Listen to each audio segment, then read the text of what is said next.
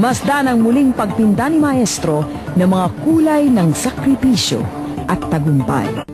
Isang taon mula nang unang bisitahin ng probe ang gumuhit ng hapag ng pag-asa. Muli nitong ibinahagi ang pinakabago niyang mga obra. Ngayong Semana Santa, sumama kay Joey Velasco sa paghatag ng pira-pirasong aral ng paghihirap at pag-asa. Ito ang kwento ni Akiko Thompson. It's a work in progress. Hindi ko magawa-gawa, hindi ko maatim-atim na tapusin. Pagkatapos ng halos isang taon, puno na ng kulay ang bawat detalye. Buhay na ang canvas. Ito ang hapag ng pag-ibig, ang masayang bersyon ng hapag ng pag-asa, ang unang obrang huling hapunan ni Joey Velasco. Kung dati malungkot ang mga batang apostoles na nasa tabi ni Kristo, ngayon bakas na ang kaligayahan sa mga mukha nila. That was initially a monochromatic piece. Later, I glazed it little by little with full colors as they are being transferred to the Gawad Kalinga. That's the only time na I can fully color the hapag ng pag-ibig. Dahil sa hapag ng pag-asa, maraming Pilipino ang nakapansin at tumulong na mapabuti ang kalagayan ng mga batang modelo sa kwadro. Pinangakuan sila na bibigyan ng bagong tahanan ng Gawad Kalinga. Ngunit nagkaaberya ang paglipat ng mga bata, kaya pansamantalang itinigil ni Joey ang pagpinta ng hapag ng pag-ibig. Halos kasabay ng naging problema sa paglipat ng mga bata ang paglala ng sakit sa bato ni Joey. When I got sick, I had this strange debilitating ailment in I couldn't walk at that time. Blisters and so on.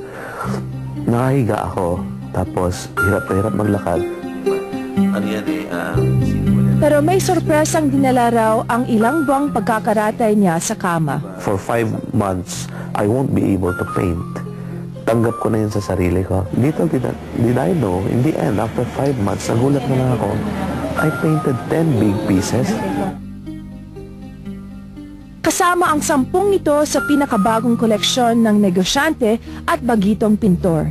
Iisa ang kanilang tema. The road to Calvary, or we may call the way of the cross, but I did not intentionally do it that way. It's because of the promise and gift of the Gawad Kalinga to hapag ng pag-ibig, the journey and the process within those periods. That's what I call landas, because during that time it was not an easy path, it was a rough road. Tulad ng mga nauna niyang gawa, ginamit ni Joey ang teknik na pinasikat ni Leonardo da Vinci at Raphael. Ang chiaroscuro o ang pag-agaw ng dilim sa liwanag. Yun ang naglalabas ng kulay. Kung walang liwanag, walang color red, green, yellow. And it's a fulfillment for us artists na parang buhay yung drawing mo, na parang humihinga. Kulang na lang talaga gumalaw. Whenever you get the blade and cut the canvas, parang dudugo. It will bleed. Ganong ka-realistic. Actually, yung hapag ng pag-ibig is ang isilong ito rin daw ang naggabay kay Joey sa labas ng canvas. Minsan na raw naglaban ang dilim at liwanag sa kanyang buhay. Nanalo ang liwanag. Kasama ni Joy ang may bahay na si Queenie sa paglutas sa mga pagsubok sa buhay nila. Nadaig raw ng pagpipinta ang mga gamot na niriseta sa kanyang asawa. Because of that painting siguro, nakita niya yung process, nagkaroon siya ng hapag ng pag-ibig, di ba? So parang siya din yun, di ba? From darkness nga to light. Parang na-heal din siya. Siyempre, parang nakalimutan niya yung mga hurts niya. Naka-recover na siya totally. At the same time, hindi lang recovered, pero parang nakakita siya ng panibagong buhay niya. Bagong buhay rin para sa 6 na batang modelo ang paglipat nila sa bagong bahay noong Disyembre 2007. Dito pa lamang nabuo ni Joey ang hapag ng pag-ibig na nung unay inakala niyang hindi na niya matatapos.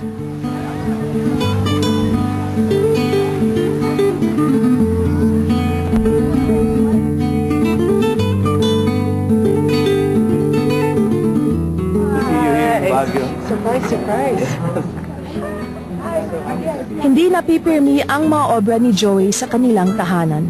Halos linggo-linggo itong tinatanghal sa iba't ibang exhibit. Ngayong Marso, sa Baguio sila tinatampok. I've never seen anything like this in my life. And I've seen many paintings all over the world. You know, I've traveled quite considerably, but there was no other painting that has struck me more than this painting has done to me.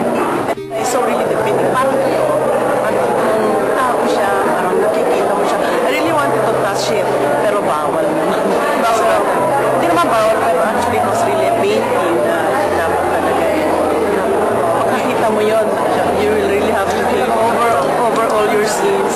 Were you moved by the painting that you have seen, the copies of it? Yes, just listening to how it is done and the motive. It moved me to tears already because he comes right during the times that we are in Holy Week reflection, right? To look at ourselves and rise up from our apathy. This poverty, as the artist is saying, is a scandal. Napukaw ng obra ang damdamin maging ng mga taong iba ang pananampalataya.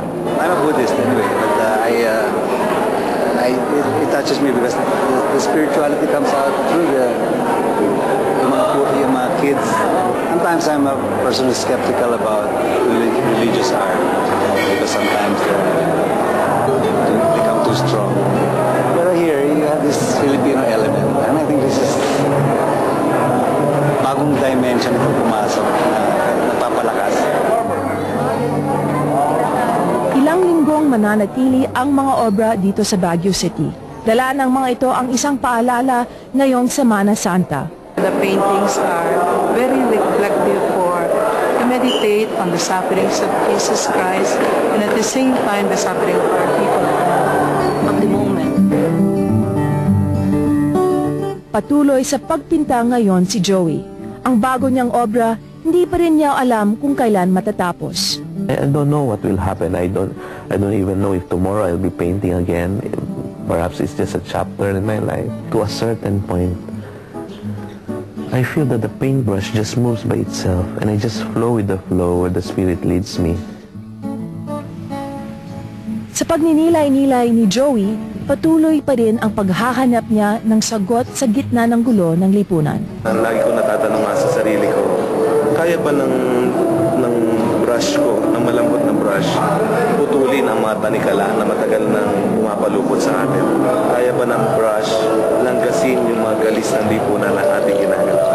Yun yung mga naglalarong mga tanong sa sarili ko habang nag-alak